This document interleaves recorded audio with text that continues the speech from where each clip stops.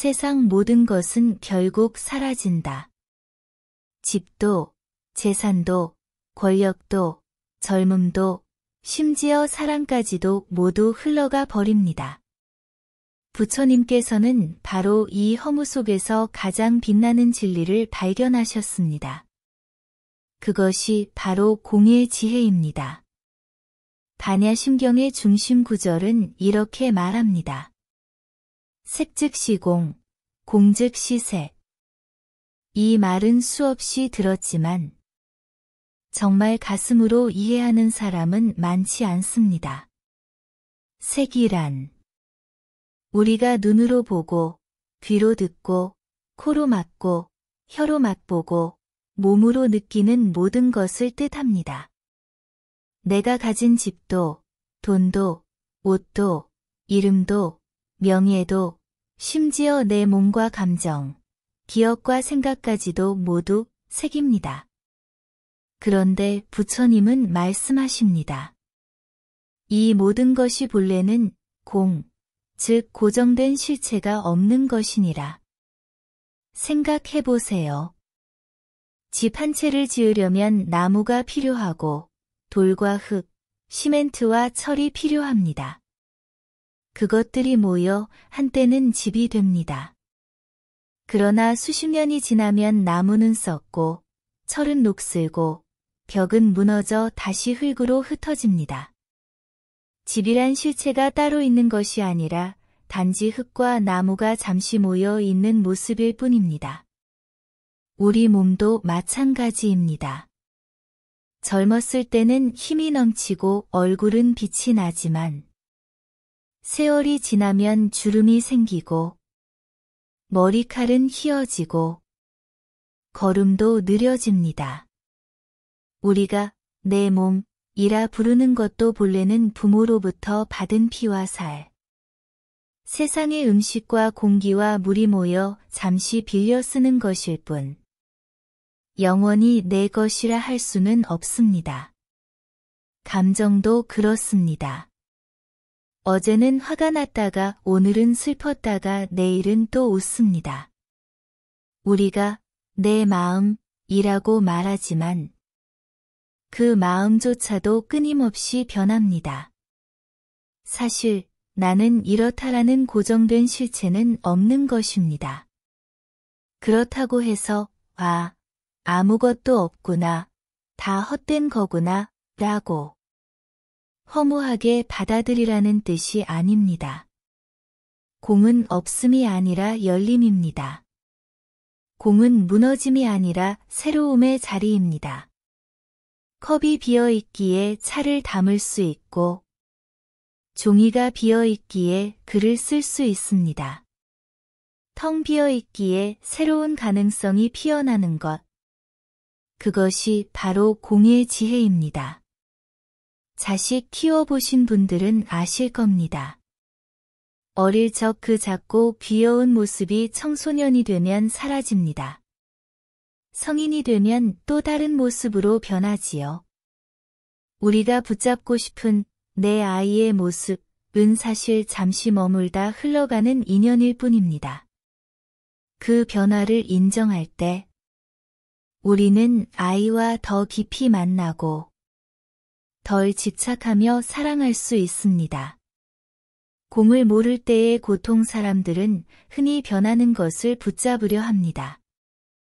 젊음을 붙잡으려 화장을 하고 돈을 붙잡으려 애쓰며 사랑을 붙잡으려 상대를 구속합니다. 하지만 그것은 결국 모래를 움켜쥐는 것과 같습니다. 색에 움켜쥘수록 더 빨리 손가락 사이로 흘러내리지요. 우리가 고통을 겪는 이유는 공을 모른 채 영원하지 않은 것을 영원하다고 착각하기 때문입니다. 공을 이해하면 마음이 자유로워집니다. 젊음이 사라지는 것을 받아들이고 재산이 흩어지는 것을 받아들이고 사랑마저도 변한다는 것을 받아들입니다. 받아들이는 순간 우리는 더 이상 집착하지 않습니다. 집착하지 않으니 괴로움도 줄어듭니다. 이 또한 흘러가는 인연일 뿐. 이렇게 말할 수 있을 때 그 사람은 이미 공의 지혜에 발을 들인 것입니다. 부처님께서 말씀하십니다. 텅 빈 것이 곧 충만이니라. 마음속 욕심을 비우면 그 자리에 평온이 들어옵니다. 미움을 비우면 그 자리에 자비가 들어옵니다. 집착을 비우면 그 자리에 자유가 들어옵니다. 비움은 결핍이 아니라 새로운 체험의 시작입니다. 이것이 바로 반야심경의 핵심. 색즉시공, 공즉시색의 가르침입니다. 허무와 두려움이 우리를 흔들 때 이 말씀을 떠올리십시오. 모든 것은 공하다. 공하기에 새로워지고 공하기에 자유롭다. 그 한 문장이 당신의 인생을 지켜주는 등불이 될 것입니다.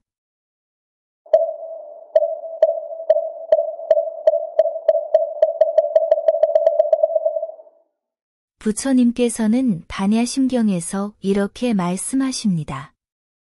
조견오온 계공, 도일체고에 관세음보살이 깊은 반야의 지혜로 오온이 모두 공하다는 사실을 꿰뚫어 보았을 때 온갖 괴로움에서 벗어나셨다는 뜻입니다. 여기서 말하는 오온은 우리 존재를 이루는 5가지 쌓임입니다. 곧 색, 수, 상, 행, 시. 이 5은 우리가 나라고 부르는 것의 전부입니다. 그런데 부처님은 단호히 말씀하십니다. 오온계공. 즉, 이 5가지도 본래는 공하다는 것입니다. 첫 번째로 색은 눈에 보이고 손에 잡히는 모든 것. 우리의 몸, 집, 재산, 물질적 세계가 여기에 해당합니다. 우리는 몸을 나라고 여깁니다. 그러나 몸은 고정된 것이 아닙니다. 어릴 적의 내 몸과 지금의 내 몸은 같지 않습니다. 젊었을 때는 힘이 넘쳤지만 세월이 흐르니 주름이 생기고 머리가 휘어지고 기운이 빠집니다.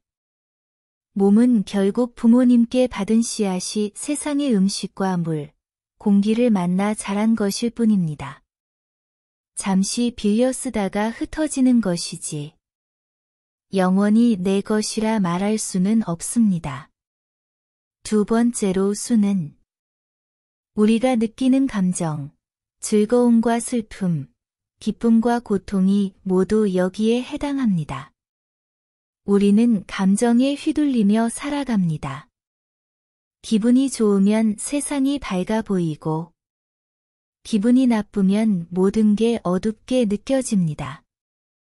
하지만 감정은 늘 변합니다. 어제는 화가 났다가 오늘은 풀리고 방금 전까지 우울하다가 누군가의 미소에 금세 밝아지기도 합니다. 감정은 잠시 머물렀다가 스쳐 지나가는 바람과 같습니다. 그런데도 우리는 내가 화났다, 내가 슬프다 하며 그 감정을 나라고 착각합니다. 그러니 괴로움이 커지는 것입니다.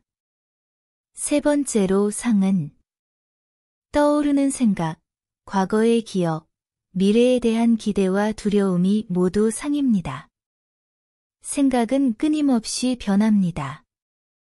젊을 땐 중요하게 여기던 것도 나이 들면 별것 아닌 일이 됩니다. 과거에는 옳다고 믿었던 것이 시간이 흐른 뒤엔 틀렸음을 깨닫기도 합니다. 그러나 우리는 생각에 집착합니다. 나는 이런 사람이다. 내 생각이 맞다. 이 고집이 갈등을 낳고 괴로움을 만듭니다. 사실 생각은 한순간 떠올랐다가 사라지는 구름과 같은 것인데, 우리는 그것을 붙잡아 돌처럼 굳혀버립니다. 네 번째로 행은 의지와 습관, 행동의 흐름이 여기에 속합니다. 사람은 누구나 습관을 가지고 삽니다. 좋은 습관도 있고 나쁜 습관도 있습니다. 이 습관이 모여 성격이 되고 성격이 모여 삶의 방향을 만듭니다. 하지만 행 또한 고정된 것이 아닙니다. 의지를 내어 바꾸면 습관도 달라집니다. 나쁜 습관을 줄이고 좋은 습관을 길러갈 수 있습니다. 즉, 행은 끊임없이 변하는 흐름이지 고정된 나라는 실체가 아닙니다. 다섯 번째로 식은 알아차리고 분별하는 의식이 여기에 해당합니다. 우리는 보고 듣고 느끼며 좋다, 나쁘다, 맞다, 틀리다 하고 판단합니다. 그러나 이 의식 또한 절대적인 것이 아닙니다. 한 사람이 옳다고 여기는 것이 다른 이에게는 틀린 것일 수 있습니다. 아침에는 옳다고 생각했던 것도 저녁에는 바뀔 수 있습니다.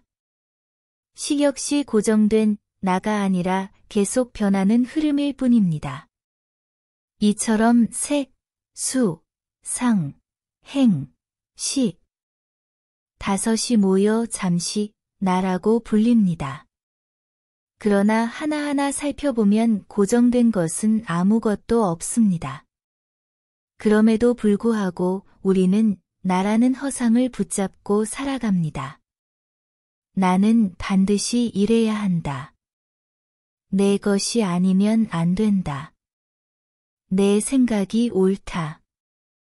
이런 집착이 갈등을 낳고 괴로움의 씨앗이 됩니다.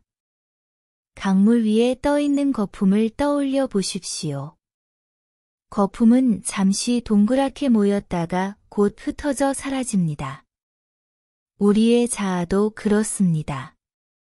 실체가 있는 것처럼 보이지만 사실은 인연 따라 잠시 모였다 흩어지는 그림자일 뿐입니다. 부처님께서는 오온이 본래 공하다는 사실을 꿰뚫어 보라고 하셨습니다. 이것이 바로 조견오온 계공의 가르침입니다. 이 사실을 깊이 알면 우리는 고집을 내려놓습니다. 내가 옳다는 생각을 내려놓고 내 것이라는 욕심도 풀립니다. 자아라는 허상에서 벗어날 때 비로소 우리는 자유로워집니다. 나를 가볍게 하고 남도 가볍게 합니다. 이 지혜는 머리로만 아는 것이 아닙니다. 일상에서 계속 연습해야 합니다. 화가 치밀어 오를 때 이 화는 잠시 스쳐가는 감정일 뿐 하고 바라보는 것. 몸이 아플 때 이 몸은 잠시 빌려 쓰는 것이지 영원히 내 것이 아니다 하고 받아들이는 것. 생각에 사로잡혔을 때 생각은 구름처럼 흘러가는 것이다 하고 흘려보내는 것. 이 작은 연습들이 쌓이면 집착은 줄어들고 마음은 한결 고요해집니다. 우리가 붙잡는 나는 본래 실체가 없는 허상입니다. 오온이 공하다는 사실을 깊이 볼 때 우리는 집착에서 벗어나고 괴로움은 스스로 풀려납니다. 오온계공. 이 네 글자를 마음에 새기십시오. 그것이 바로 괴로움에서 자유로워지는 첫걸음입니다.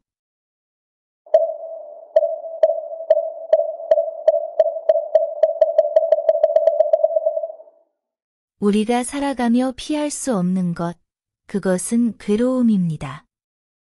몸은 늙고 병들며 사랑하는 사람과 이별하고 애써 모은 재산도 흩어지고 맙니다. 노년의 외로움, 건강에 대한 불안, 자식에 대한 걱정. 이 모든 것이 우리 삶의 그림자처럼 따라옵니다. 부처님께서는 이러한 괴로움의 뿌리를 꿰뚫어 보셨습니다. 그리고 4가지 진리, 사성제로 가르쳐 주셨습니다. 괴로움은 누구에게나 있다. 괴로움은 원인이 있어 생겨난다. 괴로움은 사라질 수 있다. 괴로움을 사라지게 하는 길이 있다. 괴로움은 어디에서 오는가?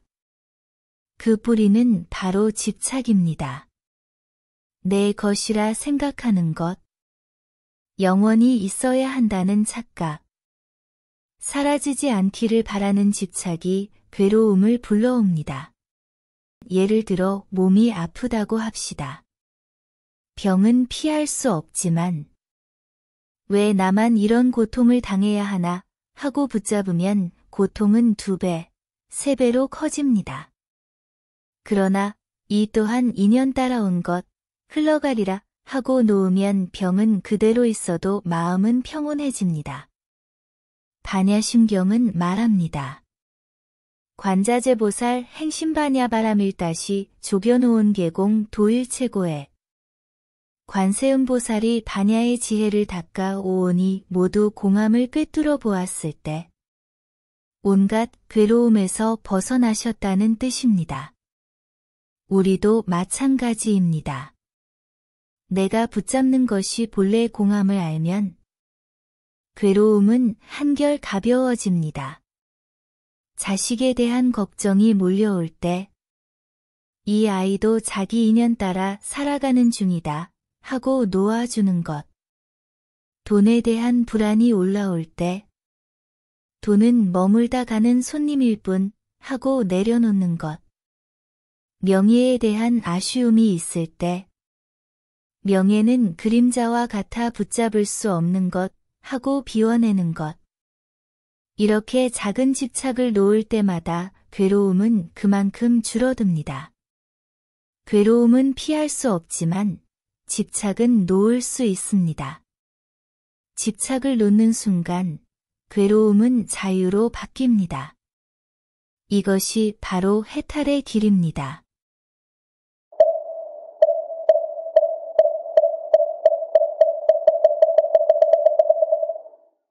바라밀다는 무엇을 뜻할까요?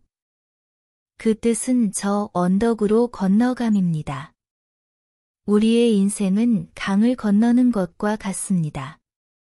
젊음에서 늙음으로, 건강에서 병들므로, 삶에서 죽음으로, 이 강을 건너지 않을 수 있는 사람은 아무도 없습니다. 그런데 두려움과 집착으로 강을 건너려 하면 물결에 휩쓸려 괴로움에 빠집니다. 부처님께서는 그 강을 건너는 배를 보여주셨습니다. 그 배가 바로 반야바라밀다의 지혜입니다. 배만 있다고 건널 수 있는 것이 아닙니다. 노를 저어야 합니다. 그 노가 바로 우리의 수행과 실천입니다. 기도와 독송은 단순한 암송이 아닙니다. 한 글자 한 글자를 마음에 새기며 욕망과 걱정을 내려놓는 연습입니다. 그 반복 속에서 마음은 맑아지고 강을 건널 힘이 길러집니다. 어두운 밤, 등불 하나가 있으면 비록 길 전체를 밝히지는 못해도 발밑을 비추어 넘어지지 않게 합니다. 반야바라밀다의 지혜도 그렇습니다. 인생의 모든 답을 다 주지는 않지만 당장 내딛는 한 걸음을 밝히기에 충분합니다. 우리 모두는 언젠가 이 강을 건너야 합니다. 그때 두려움이 아니라 지혜로 건너야 합니다. 반야바라밀다, 그 배와 노를 마음에 간직하십시오.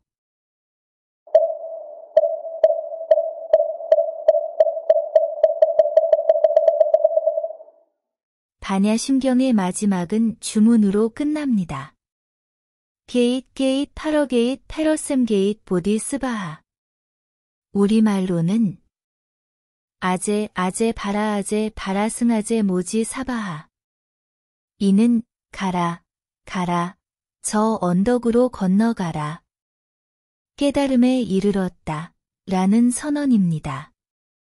이 주문은 단순한 소리가 아닙니다. 염송하는 순간 마음은 고요해지고 호흡은 깊어지며 걱정과 불안은 서서히 녹아내립니다.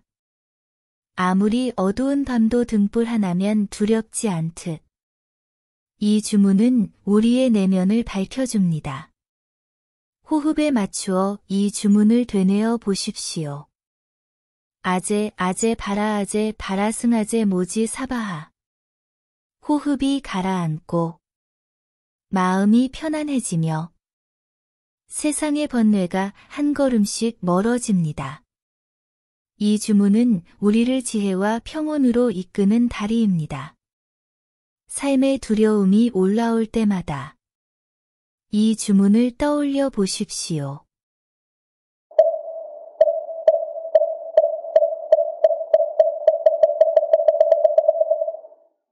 반야심경은 절에서만 독송하는 글이 아닙니다. 우리 일상 속에 살아있는 지혜입니다. 자식에 대한 집착. 아이는 내 소유물이 아니라 자기 인연 따라 살아가는 존재임을 기억하기. 몸의 변화. 늙고 병드는 것도 자연스러운 흐름임을 받아들이기. 재물과 명예. 흘러가는 손님일 뿐 집착하지 않기. 이렇게 일상의 반야심경을 적용할 때 삶은 훨씬 가벼워지고 자유로워집니다. 허무와 두려움이 몰려올 때마다 반야심경을 떠올리십시오. 색즉시공, 공즉시색. 모든 것은 비어 있기에 새로워질 수 있고 자유로울 수 있습니다. 오늘 이 말씀이 당신의 마음속 등불이 되어 남은 생의 지혜와 평온으로 채워지기를 연꽃지혜가 기원합니다.